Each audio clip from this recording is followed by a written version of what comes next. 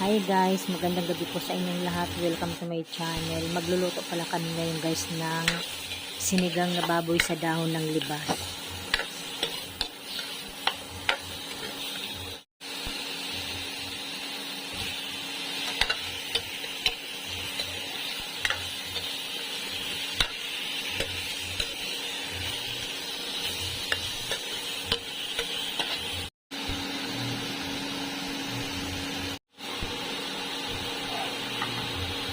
Ayan,